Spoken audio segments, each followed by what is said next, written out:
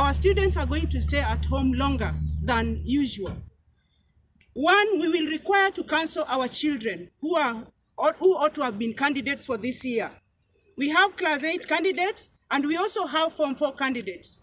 Let us talk to our students one at a time, because what has happened in their life, there is nothing as difficult as preparing for exams, and then you miss that exam only for you to be forced to repeat, not because of your own circumstances, but because of a circumstance that affects the world. So we need to counsel our children, and we need to talk to them. So many of them are stressed, and I know this is going to even affect how they are going to write their next year's exams. Having said that, I want to ask all of us who have a position of influence, let us remember the less fortunate.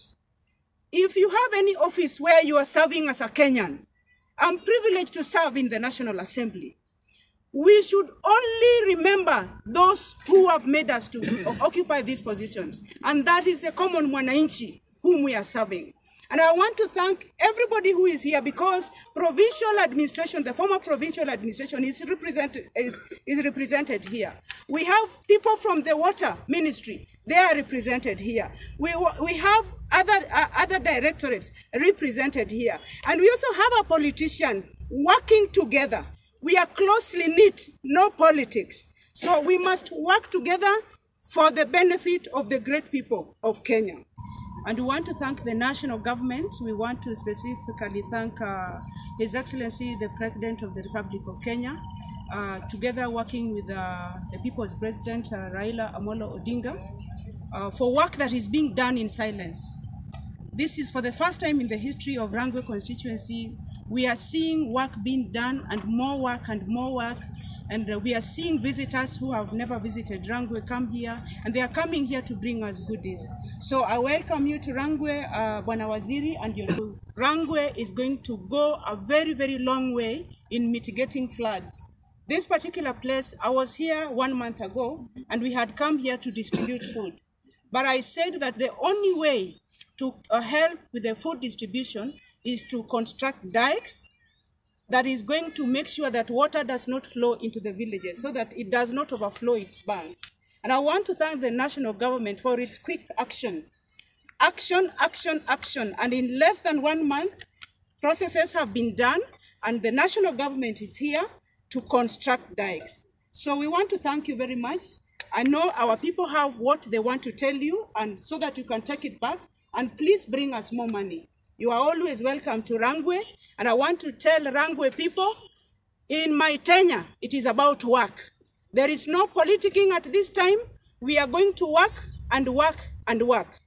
And I want to appeal to my colleagues, let us reduce politicking.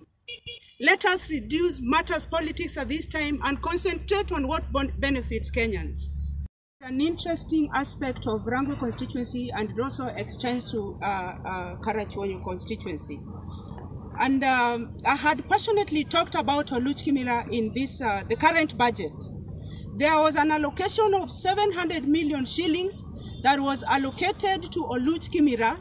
But what surprised me as a people's representative, specifically representing the area that is that is where Oluch Kimira exists, is that the 700 million shillings was taken to the AG's office for further consideration, and the 1.5 billion budgetary allocation that was meant for that particular department was taken to Treasury.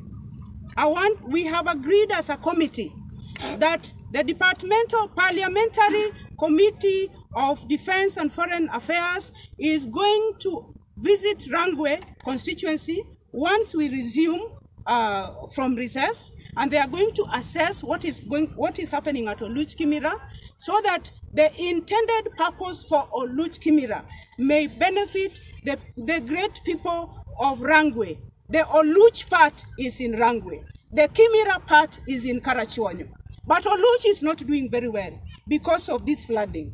So this is one of the areas that is going to help mitigate farming in these areas, especially the poor effects of flooding. So this is one part that is going to solve that part. But we still need to do irrigation, because this is a dry part of Rangwe, and we still need to do more farming so that we can secure food for our people.